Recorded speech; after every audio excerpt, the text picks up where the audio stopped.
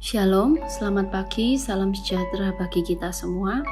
Tema renungan kita pada pagi hari ini berjudul Yesus datang memperbaharui kita dalam kasih-Nya. Sefanya 3 ayat 17 menuliskan Tuhan Allahmu ada di antaramu sebagai pahlawan yang memberi kemenangan. Ia bergirang karena engkau dengan sukacita. Ia membaharui engkau dengan kasih-Nya. Ia bersorak-sorak karena engkau dengan sorak-sorai. Siapa Nabi Sefanya ini? Nabi Sefanya dipakai Tuhan pada masa kerajaan Yehuda di bawah pemerintahan Raja Yosia, sejaman dengan Nabi Yeremia Habakuk menjelang akhir masa kerajaan Yehuda dan Israel, sebelum pada akhirnya terjadi pembuangan ke Babel dan Asyur karena semakin parahnya kerusakan moral dan rohani dari bangsa Israel. Mari kita memahami terlebih dahulu secara singkat runtuhnya kerajaan Israel dan Yehuda ini. Kerajaan Israel atau kerajaan utara ini lebih dulu hancur karena sebagian besar raja-rajanya tidak takut akan Tuhan, sehingga kerusakan moral dan rohani lebih parah dari kerajaan Yehuda atau kerajaan selatan. Kemudian kerajaan Israel ini ditaklukkan dan dibuang ke Asyur.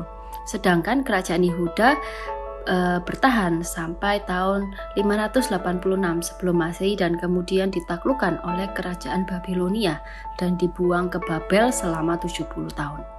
Seharusnya kerajaan Israel secara utuh ini bisa terus bertahan untuk selamanya karena ada janji Tuhan kepada Daud. Dalam 2 Samuel 7 ayat 16 dituliskan, keluarga dan kerajaanmu akan kokoh untuk selama-lamanya di hadapanku. Tahtamu akan kokoh untuk selama-lamanya. Tetapi itu semua bersyarat. Dalam 1 Raja 2 ayat 4 dituliskan, dan supaya Tuhan menepati janji yang diucapkannya tentang aku, yakni jika anak-anakmu laki-laki tetap hidup di hadapanku dengan setia, dengan segenap hati dan dengan segenap jiwa, maka keturunanmu tak akan terputus dari tahta kerajaan Israel. Itu secara singkat bagaimana runtuhnya kerajaan Israel dan Yehuda. Lalu mari kita memahami juga bahwa Allah memakai banyak nabi. Ada Yesaya, Yeremia, Yeskiel, kemudian sampai yang terakhir Maleaki, untuk menyerukan kepada bangsa Israel tentang hukuman, untuk melakukan pertobatan, untuk menyadarkan mereka bahwa ada janji pemulihan dan keselamatan. Tetapi Israel ini tidak bertobat, walaupun nabi terakhir dalam perjanjian lama, yaitu Nabi Maleaki, sudah menyampaikan teguran keras dan peringatan akan datangnya hari Tuhan yang dahsyat. Oleh sebab itu akhirnya Tuhan membisu, tidak ada lagi nabi yang diutus sampai 400 tahun. Itulah masa kekelaman. Kasih adalah hakikat Allah. Kasih itu melekat dalam pribadi Allah, kasih itu kekal, kasih itu tidak berubah oleh apapun di luar diri Allah. Kasih itu pilihan, dan janji Allah kepada bangsa Israel juga tidak pernah berubah oleh dosa dan pemberontakan Israel yang sampai hari ini tidak mengaku atau menerima Yesus sebagai Mesias.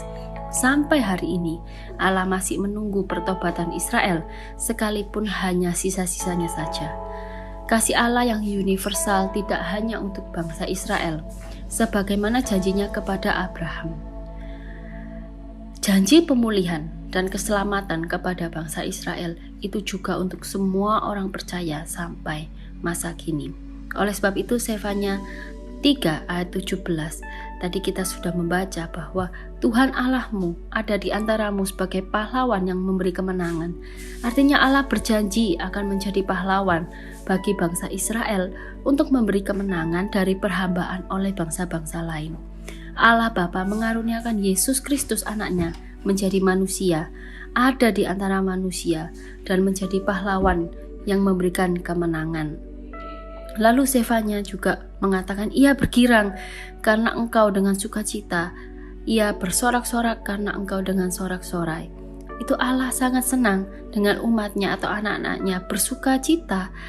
Sampai Allah ini bersorak-sorak, itu ekspresi yang mengindikasikan kasih dan kegembiraan yang besar dari Allah atas umatnya, yang pastinya berdampak membawa sukacita juga kepada umatnya. Lalu dituliskan juga, ia membaharui engkau dalam kasih-Nya. Umat Israel yang sudah jauh dari Tuhan, bahkan hatinya sudah beralih kepada berhala-hala, akan Allah perbaharui dalam kasih-Nya.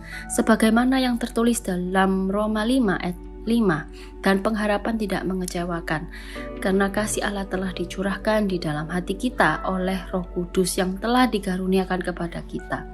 Kasih-Nya yang sangat besar itu telah dicurahkan total semuanya kepada semua umat pilihan-Nya. Kasih Allah tidak akan berkurang oleh pelanggaran, oleh dosa yang masih kita lakukan saat ini, tetapi Tuhan menghendaki bahkan menuntut pertobatan kita.